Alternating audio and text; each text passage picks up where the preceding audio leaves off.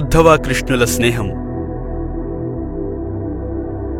శ్రీకృష్ణుని సన్నిహితుడైన ఉద్ధవుని కథ శ్రీమద్ భగవద్గీత పురాణంలో స్పష్టంగా వివరించబడినది.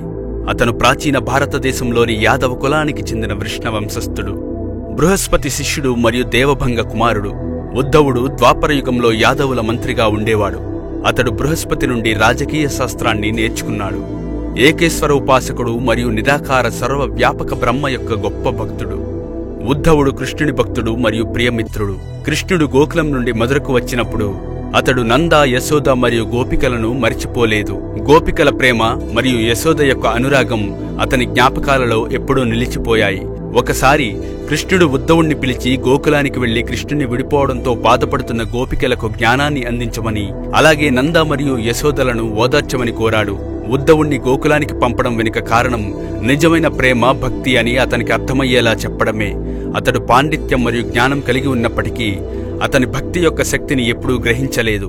సాధారణ గోపికలు విద్యావంతులు కాకపోయినప్పటికీ ప్రతి కోణంలో కృష్ణుని పట్ల నిజమైన భక్తి ఉన్న గోపికలను కలిసినప్పుడు మాత్రమే అతనికి ఈ విషయం తెలిసింది.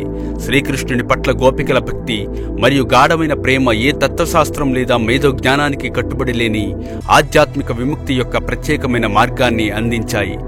ఉద్ధవుడు మధురకు చేరుకుని గోపికలకు వివరించాడు, కృష్ణుడు తన ఆత్మతో ఎల్లప్పుడూ మీతో ఉంటాడు, ఎందుకంటే మీరు అతనిని స్వచ్ఛమైన మనస్సుతో స్మరించి కృష్ణుణ్ణి పొందగలిగారు.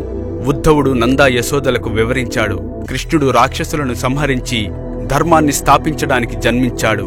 అందువలన మధురకు వెళ్లవలసి ఉంటుంది. అతను తన విధులను నిర్వహించడానికి మీకు దూరంగా ఉన్నప్పటికీ అతను మిమ్మల్ని మర్చిపోలేదు. అతను మీకు దూరంగా ఉండాలి.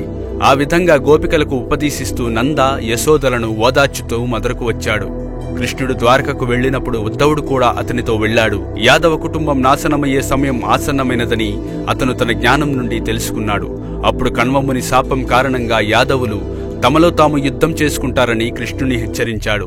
ఋషి శాపం వ్యర్థం కాదు, కాని ఉద్ధవుడు దానితో బాధపడకూడదు. అతను దీనిని తన విధిగా అంగీకరించాలి అని. కృష్ణుడు వైకుంఠలోకానికి చేరుకున్న తరువాత ఉద్ధవుడు చాలా రోజులు ఇబ్బంది పడుతూ యమునా నది ఒడ్డున ఉన్న మధుర చుట్టూ తిరిగాడు. అక్కడ అతను వృద్ధాప్యంలో మాత్రమే స్వర్గానికి వెళతాడు. కృష్ణుడు ఉద్ధవుడికి రాసిన ఒక ప్రకటన ఉంది. నేను ఈ మత్స్య ప్రపంచాన్ని విడిచిపెట్టిన తరువాత ఉద్ధవుడు నాకంటే నాణ్యతలో తక్కువవాడు కాదు కాబట్టి నేను అందించిన జ్ఞానాన్ని జాగ్రత్తగా చూసుకుంటాడు. కృష్ణుడు తన అవతారం చాలించిన ఉద్ధవుడికి బాధ్యతలు అప్పగించి వెళ్లిపోతాడు. అంతటి గొప్ప స్నేహితులు ఇద్దరు. ఇది కృష్ణుడు మరియు ఉద్ధవుడి మైత్రి గాథ. ఈ వీడియో మీకు నచ్చితే లైక్ చేయండి, కామెంట్ చేయండి, షేర్ చేయండి, అలానే సబ్స్క్రైబ్ కూడా చేసుకోండి.